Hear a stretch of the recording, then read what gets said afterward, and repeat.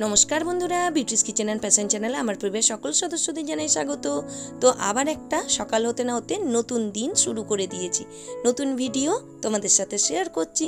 তো আমার পরিবারে যেই ভিডিওটি দেখছো নতুন সদস্য হয়ে থাকলে প্লিজ তোমরা আমার চ্যানেলটা সাবস্ক্রাইব করে দাও। তো দেখো, এখন তো বাগান ঘুরিয়ে ঘুরিয়ে দেখাতে এসেছি, একটুখানি শশার গাছগুলো কীরম হয়েছে সেটাই তোমাদের সাথে শেয়ার করব। এর আগের দিনে এইটুকু গাছ যখন ছিল দেখিয়েছিলাম। আর এই দেখো আমার লঙ্কা গাছটায়, আমার লঙ্কা গাছ নয়, এটা হলো কাকায়ের লঙ্কা গাছ। তো লঙ্কা গাছটাতে একটা বড় মোটা লঙ্কাও ধরেছে, আর এই একটা ছোট্ট। তো দেখতে পাচ্ছ প্রথমের লঙ্কার সাইজটা গাছটার বেশ মোটা সোটা হয়েছে। তো এই জন্য ওই রঘু পাতলুটাকে তুললাম না, রেখেই দিলাম গাছে। আর ওইদিকে যেন করলার গাছ লাগিয়েছিলাম, দুটো হয়েছে আর আগের লাগানো গাছটা আর একটা হয়েছে, তিনটে মোট হয়েছে। আর এই দেখো গোলাপ ফুল কত হয়েছিল, এত গরম যে গোলাপ ফুলগুলো পর্যন্ত শুকিয়ে গেছে। অথচ যে জল দিই না তা নয় গো, প্রত্যেক দিনই প্রায় জল দিই। একদিন হয়তো কালকের দিনটা আমার দেওয়া হয়নি, কারণ হলো কালকে বিকেলের দিকটাতে একটু বৃষ্টি হয়েছিল, আর সকালের দিকটা আমি একটু ব্যস্তই ছিলাম, আর বিকেলেতে একটা কাজ ছিল বেরিয়ে গেছিলাম। আর রোদের জোর দেখেছো সকাল থেকে। আর এইদিকে দেখো মেয়েকে ঘুম থেকে তুলে তার বাবার আবদার চলছে, পিঠে চেপে বাবার ঘুরছে, বলছে দেখো তো আমাকে কাঁধে করতে পারো কি না। তো দুজনে মিলে খুনসুটি চলছে। আর এইদিকে চা খাওয়া, সব গল্প মজা আড্ডা, আমাদের সকালের ওইটুকু টাইম পাই সব হয়ে গেছে। এখন এই সকালবেলাতেই আমি আচারটা যে করেছিলাম সেটাই টিফিন বক্সে ভরে ফ্রিজে কুড়িয়ে রাখলাম। রোদ্দুরেতে কি সুন্দর কালারটা এসেছে। তো এখন তো রান্নাঘরে চলে এসেছি, রান্না বসিয়ে দিয়েছি, 9টা বেজে গেছে ঘড়ির কাঁটায়। আর আজকে এখনো রান্নাবান্নার কোনো আমার তোড়জোড় হয়নি। ইন্দ্রজিৎ বাজারে গেছে, আসলে শরীরটা দুদিন ধরে খারাপ। আর ইন্দ্রজিৎ সেই দিদার বাড়ি গেছিল, দিদার কাজের জন্য এসেছে, ওরও একটু শরীরটা খারাপ, তাহলে বেলা হয়ে গেছে। আর বাবিন তো পড়াশোনা স্টার্ট করে দিয়েছে। এখন আমি রান্নাতে ভাত বসিয়েছি একদিকে, আর একদিকে বসাবো ডাল। এই দুটো কাজ হবে। বাবিনের ছুটি পড়ে গেছে সামার ভ্যাকেশন। বাবিন তো ডেকে ডেকে তোলা হলো, স্যার পড়াতে চলে এসেছেন, তাই জন্য স্যারের ওকে তো জোর করে তোলা হয়েছে। আর এখন ডালে ফোড়ন দিচ্ছি। আসলে মেন সমস্যাটা হয়ে গেছে, কালকে রাত্রিরে ভালো জোরদার এখানে বৃষ্টি হয়েছে। ব্যাপারটা হলো এটাই, একটা প্রকৃতির যে এসি, দারুণ ঘুমটা হয়েছে। এখানে আমি ভাত ডাল আর একটু রেখা আমাকে পুঁই শাক দিয়ে গেছে, তো ওই পুঁই শাক একটু করবো ইচ্ছা আছে, তবে কুমড়ো নেই। ইন্দ্রজিৎ একটু কুমড়ো এনে দিলে তারপর কুমড়ো পুঁই শাক একটু করবো। আর এখানে আমি ডাল শাক ফোড়ন দিচ্ছি কি দিয়ে, ডালটা তো অগ্রিম এই দেখো সেদ্ধ করে নিয়েছি, এই ডালটা সেদ্ধ রয়েছে। আর এখানেতে দিয়েছি কড়াইতে তেল, একটু পেঁয়াজ আর একটুখানি গোটা জিরে কালো জিরে ফোড়ন, আর পেঁয়াজ কুচি দিয়ে, আর শুকনো লঙ্কা, এই দেখো এই শুকনো লঙ্কা দিলাম। দেওয়ার পর এরপর ডালটা একটু সাঁতলাবো। আর ডালটা আমি হলুদটা প্রেসার কুকারে দিই না, কেন বলো তো, ওই প্রেসার কুকারটাই না হলুদ দিলে হলুদের দাগ হয়ে যায়, ওই জন্য মাছতে গিয়ে একটু প্রবলেম হয়, কখনো কখনো ঢাকার উপর দিয়ে বেরিয়ে গেলে খুব সমস্যা হয়। ওই কারণে আর প্রেসার কুকারেতে হলুদটা দেওয়া হয়নি, তাই এই তেলের সাথে হলুদটা দিয়ে দিই। তাহলে কি কাঁচা হলুদের ওই একটা কেমন বোটকা গন্ধ হয়, সেই হলুদ গন্ধটা ছাড়ে না তেলে দিয়ে দিলে, আমি দেখেছি এটা লক্ষ্য করে। তো চলো ডালটা আপাতত সাঁতলে নি, ভাত ডাল এইটা করে রাখি। আর বাবির জন্য ভাবছি একটুখানি ডালিয়া করে রাখবো, ভাবি আর ডালিয়াটা খেতে ভালোবাসে, তো ওই জন্য একটু ডালিয়া করে রাখবো। এই হলো আজকের আপাতত এখনের মেনু। এবার দেখা যাক বেলা হলে কি হয়, ডিম খাবে কি মাছ খাবে। ইন্দ্রজিৎ বাজারে গেছে, আর ডিমটা সেদ্ধ বসাতে পারছি না, কারণ যদি ইন্দ্রজিৎ আবার বাজারে গেছে মাছ নিয়ে আসে তাহলে মাছটার হয়ে যাবে, ওই জন্য ডিমটা আর বসাতে পারছি না। আর কালকে সামান্য সাধারণভাবে একটা মাছের তরকারি করেছি, একদিন দেখবে রান্না খুব ভালো টেস্ট হয়ে যায়। মানে খেতে বেশ ভালো লাগে, অন্যরকম। কারণ সামান্য একটা মাছের ঝোল করেছি, আর বাবিনের এত ভালো লেগেছে, দুবেলাতেই চেটে চেটে ভাত খেয়েছি। সমানে বলছি এরকম করে আবার করবে? আমি হ্যাঁ করবো, তুই ওই রকম করিস না, চেটে থালা গ্যাস নেই, বিলকুল পরিষ্কার পরিচ্ছন্নও করে খেয়েছি। বলে অনেকদিন পরে এরকম এত সুন্দর ভালো খেলাম। রোজই কিন্তু টুকটাক করে ভালো মন্দ হচ্ছে, কিন্তু ওইটা একটা মুখে লেগে গেছে, হয় না? আসলে ব্যাপারটা নিরামিষ মাছের তরকারিটা করি, মানে আদা দিয়ে টমেটো জিরে গুঁড়ো, আর কাল একটুখানি পেঁয়াজ বাটা দিয়েছিলাম, একঘেয়ে খাচ্ছি একটু পেঁয়াজ বাটা দিই, সেটাই হয়েছে ব্যাপার। আর ওইদিকে তো দেখো বৃষ্টি হওয়াতে গাছগুলো একদম দারুণ সুন্দর হয়েছে। ও জ্বলে যাই, ক্যামেরাটা যে নিয়ে কি করব খুঁজে পাই না, এত অন্ধকার হয়ে গেল। দেখতে পাচ্ছ কাকিমণিদের যে ফাঁকা লম্বা বাগানটা রয়েছে, সেখানেও কিছু ভেন্ডি গাছ লাগিয়েছি। সেই ভেন্ডি গাছগুলো এত সুন্দর হয়েছে যে বলে বোঝানো যাবে না, তোমাদের সাথে তো দেখানোই হয়নি, ওটা একদিন দেখাতে হবে। আর এই দিকেও আর কিছু বীজ ছিল ভেন্ডির, তো সেইগুলোও এইখানটাতে লাগিয়ে দিয়েছে। আর এইখানেতেও কিন্তু ছোট্ট ছোট্ট সবে গাছগুলো হয়েছে। আগের বছর এখানের ভেন্ডি গাছগুলো এত সুন্দর হয়েছিল, দেখিয়েওছিলাম, আর অনেক ভেন্ডিও হয়েছিল। আগের বারে যেমন সুন্দর করলা হয়েছিল তেমন সুন্দর ভেন্ডি হয়েছিল, তো এবারেও লাগিয়েছি, দেখা যাক কি হয়। আর এখানেতে অনেকক্ষণ ওয়েট করে করে থেকে থেকে আমি বসিয়ে দিয়েছি সয়াবিনের তরকারিটা, আর এইদিকে বাবিনের একটু ডালিয়াও হয়ে গেছে, এবার বাবিনকে খেতে দিয়ে দেবো। আর এদিকে কুমড়ো আর পুঁই শাক কেটে রেখেছি, আলু দিয়ে করব।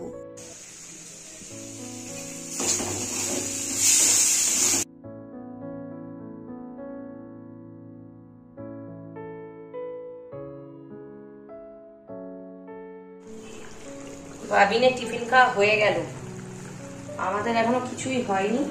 কিন্তু এই আজকে খুব সুন্দর বড় বড় বেশ বাটা মাছ নিয়ে এসেছে, যেন ডিম ভরা। আর বাবিন না বাটা মাছটা অতটা খেতে চায় না, বড় মাছ হলে কাঁটাটা কম হয় ঠিকই, বাবিন ওই বাটা মাছের অত মানে কাঁটা, সেইগুলো ছাড়িয়ে খাওয়া একদম পারে না। আবার কম একটুখানি ছোট ছোট ওর জন্য 2 পিস পমফ্রেট মাছ নিয়ে এসেছে, এই দেখো সাইজগুলো খুব সুন্দর। এই বাটা মাছ আর পমফ্রেট মাছটার একটু ঝাল করবো। আর এইদিকে তো কুমড়ো পুঁই শাক, আর এদিকে সয়াবিন বসিয়েছি। আজ আবার বৃহস্পতিবার, সেই একটা ব্যাপার, মানে 10:30 বেজে গেছে। কখন এবার রুটি করব, কখন এবার তরকারিগুলো শেষ করব। আর কুমড়ো পুঁই শাক করতে বেশ টাইম লাগে, চাপা দিয়ে দিয়ে করতে হয়, তো কষিয়ে নিয়েছি কুমড়ো আর পুঁই শাকটা। আর ডাঁটাটা আগেই একটুখানি অল্প করে নুন আর হলুদ দিয়ে ভাপিয়ে নিয়েছি প্রেসারে, তাহলে ডাঁটাগুলো বেশ শক্ত হয়। অনেক সময় কচি হলে সুন্দর হয়ে যায়, কিন্তু আমি আর রিস্ক নিইনি, কি বলতো তাড়াতাড়ি তো, তাড়াতাড়ি সময় আবার ওই হচ্ছে দেখছি চেষ্টা, ওই জন্য আমি আর রিস্ক নিইনি। যাই হোক তাড়াতাড়ি করে নিই, হাতে সময় থাকলে, ছুটির দিন থাকলে একটা গ্যাসে বসিয়ে রেখে দিলাম ধীরে সুস্থে। ওইটাই যেহেতু কুমড়ো পুঁই শাকটা হচ্ছে, এইটা তাড়াতাড়ি করে এই কড়াইটা আবার বসালাম, বসিয়ে আর সয়াবিনটা আর মাছটা করে নেবো। সয়াবিনটা সেদ্ধ হয়ে গেছে, কড়াই ফুটতে দিয়েছি, ঘি গরম মশলা দিয়ে একটু নামিয়ে দেবো। ঘি লাস্টে, ঘি আর গরম মশলা দিয়ে নামালে সয়াবিনটা খেতে বেশ ভালো লাগে। আর এইটাই যেমন কুমড়ো পুঁই শাকটা হচ্ছে, ওটা না হলেও চলে যাবে, কিন্তু মাছটার টিফিনের ওইটা লাগবেই, দুটো কড়াই দুটো দেবো। তো এই হলো ব্যাপার, চলো তাড়াতাড়ি ওইগুলো করে নিয়ে রুটি করবো। মনে হয় কোনো রান্না অত নেই, এই টুকটুক করে করতে করতে টিফিন, রান্না, রুটি সব মিলে একটু বেশ একাকার হয়ে যায়। দুটো কড়াই বসানোর জন্য চটজলদি রান্নাগুলোও কিন্তু হয়ে গেছে। এই দেখো কুমড়ো পুঁই শাকের ঘন্টটাও হয়ে গেছে। এবার আমি একটু বড়ি ভেজে তুলে রেখেছিলাম, আর ওপরেতে একটুখানি এই মুচমুচে বড়ি ভাজাগুলো ছড়িয়ে দেবো। যদি তরকারিটা মানে কষার সময় শুকনো শুকনো চচ্চড়িটা ভাজার সময় যদি বড়িগুলো দিয়ে দিতাম, সেইগুলো এই মুচমুচে থাকতো না, কিরকম ন্যাদে টাইপের হয়ে যেত। আর যদি এই ওপরে ছড়িয়ে দেওয়া হয় না, খাবার আগে অবধি খুব সুন্দর এরকম মুচমুচে থাকে, আর এত ভালো খেতে লাগে, বেশ ভালো লাগে। কুমড়ো পুঁই শাক আলু দিয়ে এরকম ঘন্ট অনেক দিন ধরে ইচ্ছা হচ্ছিল। যাই হোক রেখা যখন দিয়ে গেল আর না বললাম না, লোভে পড়ে নিয়েই নিলাম। আর এই ছোট্ট টিফিন কৌটোই করে এক টিফিন কৌটো একটু পাঠাবো পাশেই ননদের বাড়িতে, ভাগ্নিটা আছে, জামাইবাবু এসব খেতে খুব ভালোবাসে। মেজমাসি ওরা গেছে দেশের বাড়ি, আর করলামই যখন তরকারিটা, তাই ভাবলাম একটুখানি দিয়ে পাঠাই। সব রান্নাই হয়ে গেছে, এখন তাড়াতাড়ি করে রুটিটা করে দিলেই টিফিনেতে ইন্দ্রজিতের মানে অফিস যাওয়ার কাজগুলো মোটামুটি হয়ে যাবে। তো দুটো কড়াই না বসালে কোনো মতে আজকে রান্না মনে হচ্ছে টাইমে শেষ করতে পারতাম না। আর এখন তাড়াতাড়ি করে চলো টিফিনটা করে দিই, আর ইন্দ্রজিতের টিফিনটা প্যাক করে দিই। সয়াবিনের তরকারিটা যে করেছি ওটা দুবেলাতেই হয়ে যাবে। আর এখন তো আমের সময়, আম তো রয়েইছে সাথে, দিনের বেলা বলো রাত্রিবেলায় বলো, এখন আমের সময়ে মন পুড়ে একদম আম খেয়ে নাও। ব্যাস রান্নাঘরের এই শেষ কাজ, পরিষ্কার পরিচ্ছন্ন গ্যাস মোছা আর একটু বাসন ধোয়া, এই কাজটা হয়ে গেলেই মোটামুটি আপাতত এখনকার মতো আমার ছুটি।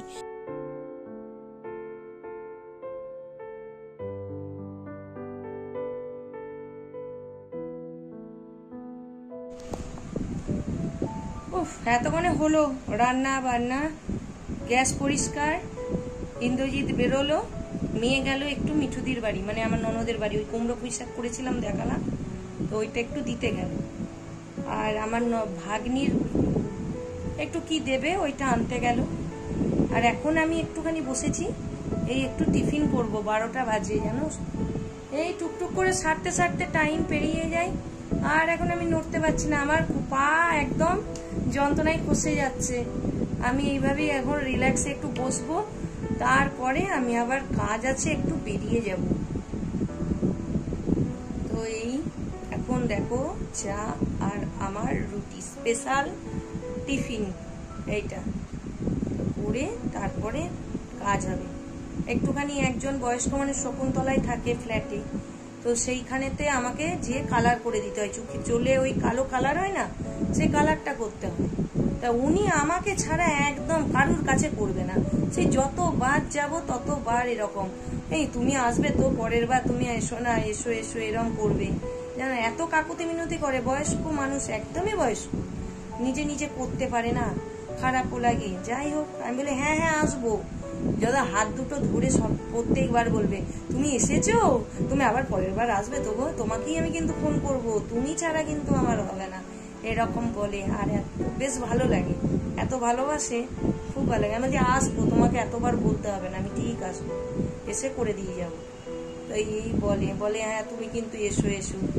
তো সেইখানেতে যাব একটু, তিনি আমার আশায় বসে আছেন, মাসে একটি করে দিন তার দেনার জন্য আমাকে রাখতে হয়, দিতে হাজার কাজ থাকুক, ওনার ফোন আসলে আমি সব কাজ ক্যান্সেল করে দিই। আর উনি একজন বয়স্ক মানুষ, উনি আমার ভরসা ছাড়া মানে অন্ধকার ওনার চোখে এই কাজটির ব্যাপারে, ওই জন্য আমি কোনো রকম ওনাকে নিরাশ করি না। তো সেখানেই যাব। তো চলো তাড়াতাড়ি আমি টিফিনটা করি, তারপর আমি বেরোবো। সামার ভ্যাকেশন পড়ার সাথে সাথে গুচ্ছের তো স্কুল থেকে বাচ্চাদের কাঁধে চাপিয়ে দিয়েছে প্রজেক্ট, কোনো সময়ই ওদেরকে রিল্যাক্সে থাকতেই দেবে না। আর এত বড় ছুটিটা কাটাবেই বা কী করে এগুলো না থাকলে। তো চলো, ও প্রজেক্ট করতে বসে গেছে, বাড়িতে থাক, আমি চললাম আমার কাজে।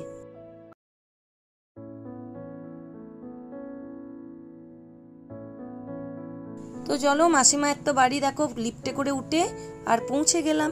আসার পরেই উনি তো রেডি ছিলেন, তার মধ্যেই ফ্ল্যাটে আসার মানে আমি নিচেতে রয়েছি, তো তার মধ্যেই আমাকে দুবার ফোন করা হয়ে গেছে। আর আমার জন্য কিন্তু যেদিনকে আসবো দরজা ওনার খোলাই থাকে, আমাকে এসে কোনো দিন বেল বাজিয়ে ভেতরে ঢুকতে হয়নি। আর উনিও দরজার দিকে অপেক্ষা করে বসে থাকে, আবার টাইম জিজ্ঞেস করে যে আমি ঠিক কটায় আসবো। যদি বলি 12টা 10, তো 12টা 10-এই আমাকে ফোন করবে, তুমি আসলে না। আসলে উনি ভয় পান আমি যদি কোনো মতে কাজটা ক্যান্সেল করে দিই, যদি না আসি ওনার কাছে।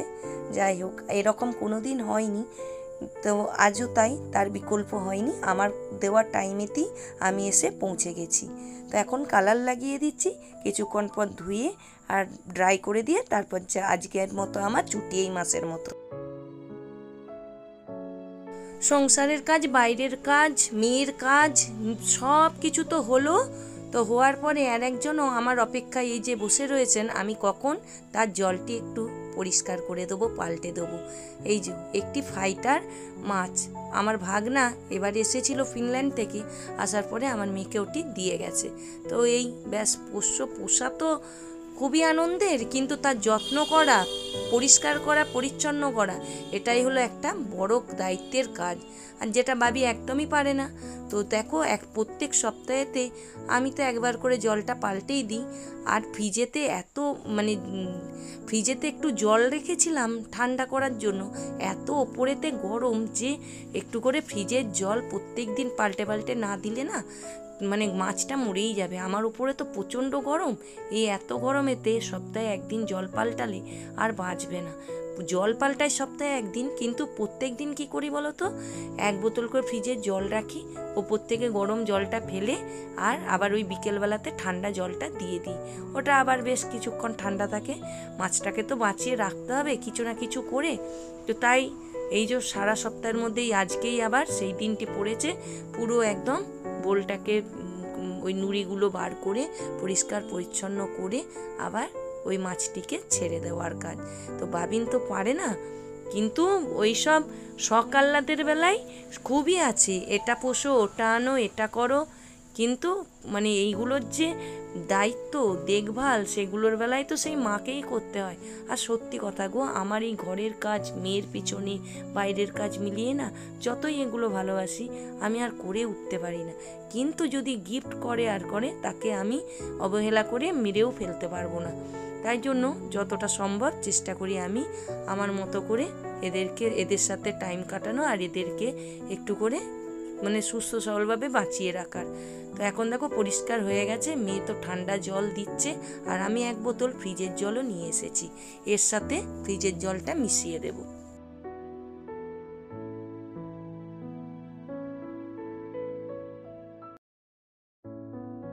ব্যাস পরিষ্কার পরিচ্ছন্ন সব হয়ে গেছে। আর দেখো এই যে আমার ফাইটার মাছটা কি সুন্দর ঘোরাফেরা করছে, কি শান্তি, ঠান্ডা জল আর অল্প একটু খেতে দিয়ে দিলাম। গরমে একদম উপরেতে নাজেহাল, ওপরের কাজ হলো, বাইরের কাজ হলো, ঘরের অনেক কাজ হলো। তো চলো এবার সানে যাব, পাক্কা 2টো বাজে। ঘর বার এই সব মিলিয়ে করতে গিয়ে একদম অবস্থা খারাপ। তো ওপরে তো বেশিক্ষণ থাকা যায় না, তোলপা গুটিয়ে সব নিয়ে এসেছি। ওপরে সেই কালকে বৃষ্টি হয়েছে বলে ওপরে শুয়েছিলাম, তাহলে আর নিচেতে ওপরে বোতল সব যাবতীয় যা আছে, সকাল থেকে ওপরে ওঠার চান্স পাইনি। যাও বা কাজকর্ম হওয়ার পর ওপরে উঠলাম, এই সব গুছিয়ে আর নিয়ে এলাম। এই আজ করব কাল করব করে করে মাছটাকে জলটা চেঞ্জ করাই হয়নি। এরা সব একটি করে নিয়ে আসবে আর আমাদের হবে খাটনি। আমি কিন্তু দেখতে ভালো লাগলেও কি করিস, কি করি সেটাও ভুলে যায়, জানো না, সেটাও ভুলে যায়। দাদা ভাই এটা থেকে যদি আমাকে ফোন করে না, তোমাকে ধরিয়ে দেবো। না, দাদা ভাই ফোন করবে না, দাদা ভাই ভালোবাসে যে মাছ, আমিও ভালোবাসি, আমিও করি, কিন্তু খাটাখাটনি ব্যাপারগুলো থেকে যায়। আসলে ওরা তো আর নিজে নিজে কিছু করতে পারে না, যা করে দেবে না তাই হবে না ওদের, তাইটাই একটু প্রবলেম হয়। জলটা কবে থেকে ভাবছি চেঞ্জ করব, তো জলটা চেঞ্জ করতে পারছি না, এরপর তো মরে যাবে বলো। সেই জন্য আগে বাইরে বেরিয়েছিলাম, এই মাত্র ফিরে, আর সঙ্গে সঙ্গে এত রোদ্দুর যে স্নান করা যাবে না, গরম ঘেমে চান, তাই জন্য এরপর যাব স্নান করতে। ও চলো এখন টাটা, আর কথা বেশি বলবো না, বাবির খেতে দেরি হয়ে যাবে। স্নানটা করে আসলে তবে ওকে খেতে দিতে পারবো। 2টি অপেক্ষায় রয়েছে বাচ্চা আমার, ওই একটি বাবি আর একটি হলো আমার রান্নাঘরে অপেক্ষায় রয়েছে। দেখো না, খুললেই আওয়াজ, হ্যাঁ আওয়াজ। আর গপুকে তো সকালেই খাবার দেওয়া হয়ে গেছে, ওই যে মহারাজ, এই যে আমার ব্যক্তি কেলটি, দেখো সারা দেয় জানো। কেলটি বলো সবাইকে হাই। চলো এখন টাটা। ব্যাস চলো, বাইরে শান্তি, ঘর শান্তি, সব শান্তি। আমার স্নান হওয়ার পর আমিও শান্তি পেয়েছি, এবার একটুখানি রিল্যাক্সে খেতে বসেছি। মা আর মেয়ে দুজনে একসাথে বসে পড়েছি, আর আমি একটু টিভি চালিয়েছি, বাবিন একটু ফোন দেখছে। এই হলো আমাদের দুজনের মতন দুজনের টাইম কাটিয়ে একসাথে খেতে বসা, তার মধ্যে গল্প গুজবও চলছে দুজনের।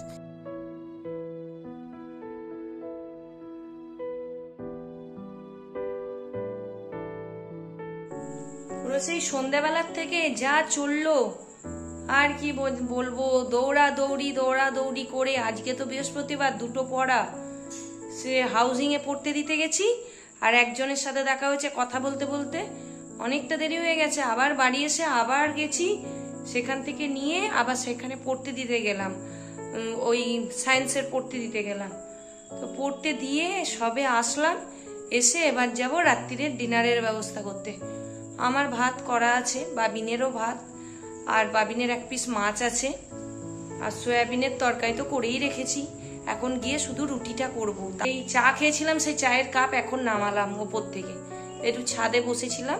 ছাদে আসলে বসি বিকেলবেলা প্রত্যেক দিন, আমাদের আড্ডাটা বেশ ভালো জমে। পাশের বাড়ির নতুন যারা এসেছে তাদের সাথে, সুমির মা, নিচে ওই দিদি, সবাই মিলে বেরোই, কথা বলি, গল্প করি। ওই আধ ঘন্টা যেটুকু আমি বেরোই সেটুকু টাইমে সবাই বেরোই, একটু গল্প, আমিও ঢুকে যাই, ওরাও ঢুকে যায়, এরকম। আর মা তো শনিবার এসে যাবে, তো একটুখানি নিস্তার মা আসলে। তো এই হলো। তো চলো, যা গরম, একদিন বৃষ্টি হলে ওই দিনই ঠান্ডা, তারপর একদম জানি গরমে কালঘাম ছুটিয়ে দিচ্ছে। ঝড় হলেও একটু ওয়েদারটা ঠান্ডা হয়, তা নাহলে একদম পারা যাচ্ছে না। দেখো অবস্থা। আর আমার তো সব থেকে বড় প্রবলেম কি জানো, চুল ভিজে যাওয়া, মানে এতটাই মাথা ডবডবে ভিজে, যেমন এই স্নান করে বেরোলাম, কেউ বুঝতেই পারবে না যে ওটা ঘামে ভিজে গেছে। লাস্টে তো এক একদিন মানে চুলের ডগা বেয়ে আর টপ টপ করে জল পড়তে থাকে। আসলে ইন্দ্রজিতের কোনো ঠিক ঠিকানা থাকে না, বলে যাব, তারপর আর যেতে পারে না। এক একদিন আমাকেই যেতে হয়, ফোন করে বলে বিউটি হচ্ছে না, তুমি যাও, আর না গেলে হবে না। আর এই ঝুড়িগুলোও কি নোংরা হয়েছিল, টাইম পাচ্ছি না তো, ওই 12টায় আসছি, মানে বেরিয়ে যাচ্ছি, 2টোয় আসছি, 2:30 আসছি। ওই জন্য বুদ্ধি করে সারা রাত্রির গরম জলে একটু মানে বেকিং সোডা আর সার্ফ গুঁড়ো, এই দুটো দিয়ে আর ঝুড়িগুলোকে সারা রাত্রির ভিজতে দিয়ে দিয়েছিলাম, জানো, একটা গামলা, বড় গামলার মধ্যে দিয়ে। আর পরের দিনকে তাহলে সারা রাত ভিজে রইলো, আর পরের দিনকে একদম এই দেখো চকচকে হয়ে গেছে, এই অরেঞ্জ কালারের ঝুড়িটাও আর ওইটাও বেশ হয়ে গেছে। আর আমাদের কেলটি বুড়ির দেখো, এক ঘুম হয়ে গেল, সেই 5:30, সে 5টা বললেই চলে, 5টার থেকে ঘুমাচ্ছেও। এই এতক্ষণে ঘুম একটুখানি তার ভেঙেছে। এই দেখো, এই যে গা চুলকাচ্ছে। কেলটি, কেলটি, হ্যাঁ কেলটি, সারা দে, ওদের সারা দে। ওই ওরা এখনো ঘুম ভাঙেনি, এক্ষুনি মুখ বাঁকিয়ে আর ঘুমিয়ে যাবে, আর গা চুলকাতে নেই। দুতুন, এই কদিন আগে এত শরীর খারাপ হয়েছিল, জ্বরে হুঁসছিল, বাচ্চার আশাই ছিল না, জান, শুয়ে নাকি শুয়েই ছিল না, আমি তো বুঝতে পারিনি ওর জ্বর ওটা। তারপরে আবার ডাক্তার ডাকলাম, খাচ্ছে না, 2 দিন উঠছে না, বেরোয় না।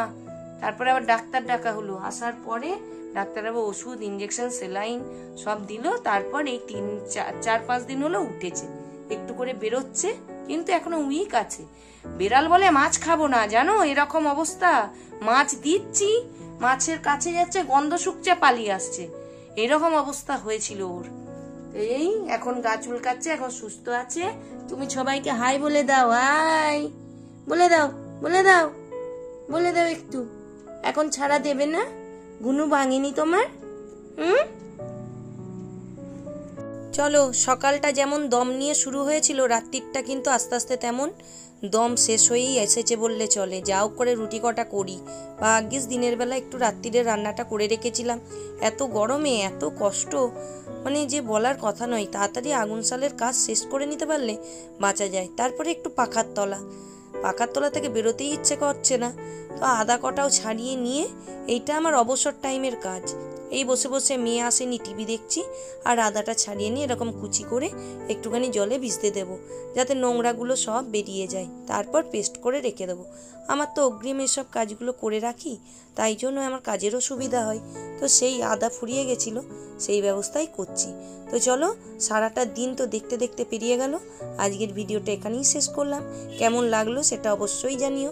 ভালো লাগলে একটা লাইক, শেয়ার, সাবস্ক্রাইব করে আমার পাশে থেকো।